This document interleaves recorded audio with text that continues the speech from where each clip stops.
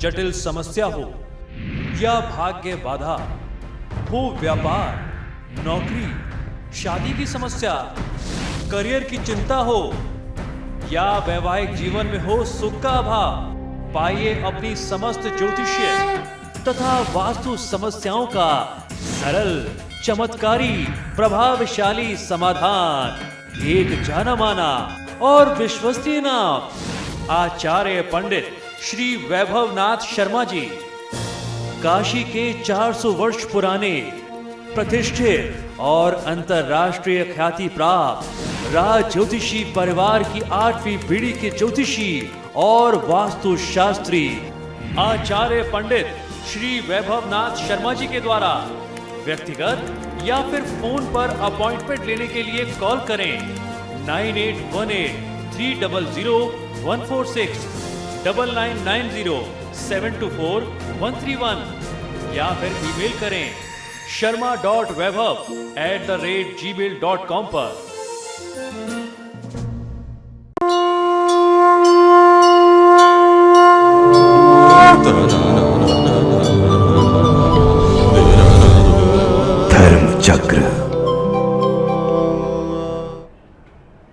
नमस्कार, धर्मचक्र में स्वागत है आपका। आपके साथ मैं हूं कुमकुम। अपने इस प्रोग्राम के जरिए आज हम आपको बताएंगे हरतालिका तीज के व्रत पूजन का महत्व और कैसे करें ये व्रत। साथ ही बताएंगे गणेश जी को क्यों अर्पित करते हैं दुर्वा। इतना ही नहीं, आज हम आपको छत्तीसगढ़ के बेमेतरा जिले के नवागढ़ में स्थित दक्षिण मुखी गणेश मंदिर के दर्शन भी कराएंगे। तो चलिए शुरू करते हैं धर्मचक्र।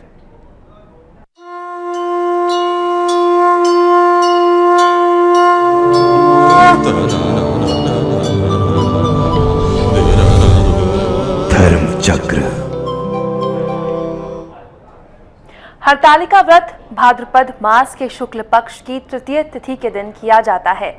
इस दिन गौरी शंकर का पूजन किया जाता है। धर्म ग्रंथों के अनुसार विधि विधान से हरतालिका तीज का व्रत करने से कुंवारी कन्याओं को मनचाहा वर मिलता है और विवाहित महिलाओं को अखंड सौभाग्य। ये व्रत हस्त नक्षत्र में होता है। आज हम आपको बताएंगे हरतालिका तीज के व्रत पूजन का महत्व और कैसे करें ये व्रत। इन सब बातों के लिए आइए आपको लिए चलते हैं पंडित वैभवनाथ शर्मा के पास। सभी सौभाग्यवती स्त्रियों को, गृहिणियों को, महिलाओं को हरतालिका तीज व्रत की हमारी तरफ से हार्दिक शुभकामना। आज हम आपको जानकारी देने वाले हैं कि किस प्रकार, किस विधि विधान से हरतालिका तीज का व्रत आपको करना चाहिए, क्या हो इस व्रत और पूजन का विधान और क्या है इसका धार्मिक महत्व। ये सारी जानकारी हम आपको दे रहे हैं। तो सबसे पहले चर्चा करने वाले हैं कि किस प्रकार हरतालिका तीज का व्रत आपको करना चाहिए जिससे आपके सभी मनोरथ सिद्ध हो जाएं। भारत में महिलाओं का प्रमुख त्योहार हरतालिका व्रत जो है भाद्रपद मास के शुक्ल पक्ष की तृतीया तिथि के दिन किया जाता है। इस दिन गौरी शंकर की पूजा आराधना का विधान है। हमारे धार्मिक ग्रंथों के अनुसार विधि विधान से हरतालिका तीज का व्रत करने से कुमारी कन्याओं को मनचाहे वर की प्राप्ति होती है, वहीं विवाहित महिलाओं को अखंड सौभाग्य मिलता है। यह व्रत हस्त नक्षत्र में ही होता है। इसे सभी कुंवारी युवतियां और सौभाग्यवती स्त्रियां ही करती हैं, लेकिन हमारे पौराणिक शास्त्रों में इसके लिए सधवा और विधवा इस व्रत को करने के लिए सबको आज्ञा दी गई है। इस व्रत को हरतालिका इसलिए कहते हैं कि पार्वती की सखी उन्हें पिता प्रदेश से हर करके घनघोर जंगल में ले गई थी। हरत अर्थात हरण करना और आलिका अर्थात सखी यानी सहेली। तो ये तो रही हरतालिका व्रत की जो है एक धार्मिक कथा या इसके शुरुआत होने का क्या कारण था उसकी एक जानकारी और इसका महात्म्य क्या होता है। अब चर्चा करते हैं कि किस प्रकार करना चाहिए हरतालिका तीज का व्रत। सबसे पहले आपको करना यह है कि अपने घर को साफ, स्वच्छ और सुंदर रखें। तोरण से मंडप आदि बना करके अपने घर को सजाएं और सर्वप्रथम उमा महेश्वर सायुज्य सिद्धये हरतालिका व्रतमहम करिष्ये इस मंत्र को बोल करके आपको संकल्प करना है और मकान को मंडप आदि से सुशोभित करके पूजा सामग्री एकत्रित करनी है। इस दिन महिलाएं निर्जला रह करके व्रत करती हैं। संध्या समय स्नान करके शुद्ध व उज्जवल वस्त्र धारण करना चाहिए। एक पवित्र चौकी पर शुद्ध मिट्टी में गंगाजल मिला करके शिवलिंग, रिद्धि सिद्धि सहित भगवान श्री गणेश और माता पार्वती एवं माता पार्वती की एक सखी जो उनको हर करके ले गई थी, उसकी एक आकृति यानी प्रतिमा बनानी चाहिए, मूर्ति बनानी चाहिए। जिस समय आप प्रतिमा बना रहे हो, प्रतिमाएं बनाते समय भगवान का स्मरण करते रहें, महादेव के मंत्रों का या भजनों इत्यादि का आप उच्चारण करते रहें, उसको गाते रहें, भजते रहें, तो आपको लाभ मिलता है। उसके उपरांत जब मूर्तियां बन जाएं तो देवताओं का आवाहन करके उनका षोडशोपचार पूजन करना चाहिए। मूर्ति बना करके विधि विधान से पूजन कर लें। इस व्रत का पूजन रात्रि भर चलता है।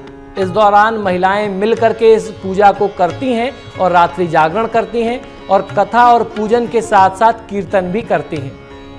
यदि आप मूर्ति बना पाने में असमर्थ हो तो बाजार से खरीद करके लाई हुई मूर्ति को भी प्राण प्रतिष्ठित करके उनकी स्थापना करके आप पूजा कर सकते हैं। ऐसी कोई बाध्यता नहीं है कि आपको अपने हाथ से ही मूर्ति बना करके पूजा करनी है। भगवान शिव को धोती तथा अंगोछा अर्पित करना है।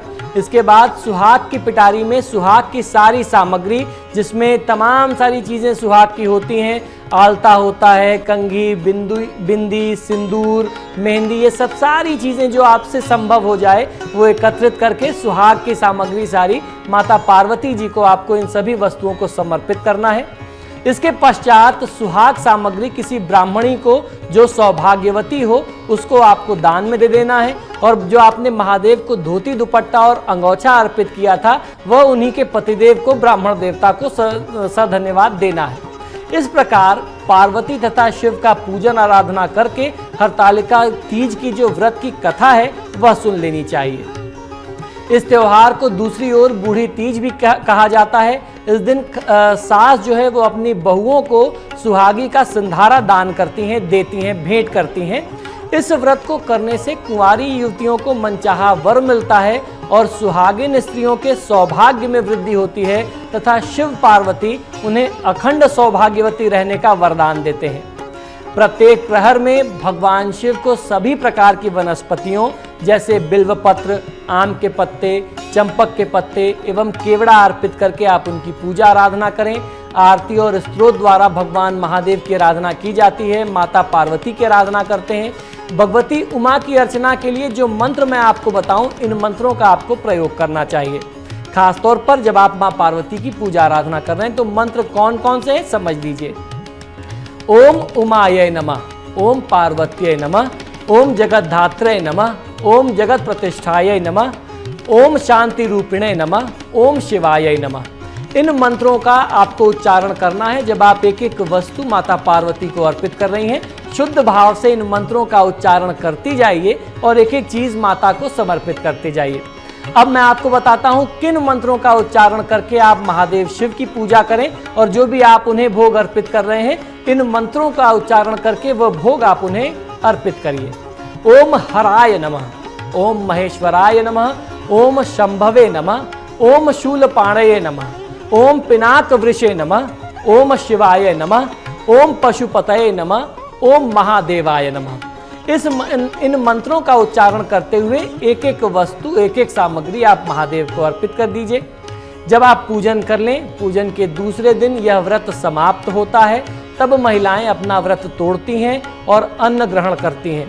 इस व्रत पर खासतौर पर क्षेत्रीय पकवान बना करके अपने हाथों से वह भगवान शिव और माँ पार्वती को अर्पित करने का विधान है। खासतौर पर गुजिया, पपड़ी, ये सब सारी चीज़ें बना करके अर्पित की जाती है। तो अपने शुद्ध भाव से आप जो कुछ भी बना करके नैवेद्य महादेव और माँ पार्वती को अर्पित करें वह उनको स्वीकार होगा और आपका कल्याण होगा। यह पर्व आपके जीवन में ढेर सारी खुशियां और समृद्धि लेकर के आए। आपके परिवार की खुशहाली यूं ही बनी रहे, इसी प्रार्थना के साथ, इसी कामना के साथ मुझे आज्ञा दीजिए। फिर मुलाकात होगी। नमस्कार। यहाँ लेते हैं एक छोटा सा ब्रेक। ब्रेक के बाद बताएंगे आपको गणेश जी को क्यों अर्पित करते हैं दुर्वा।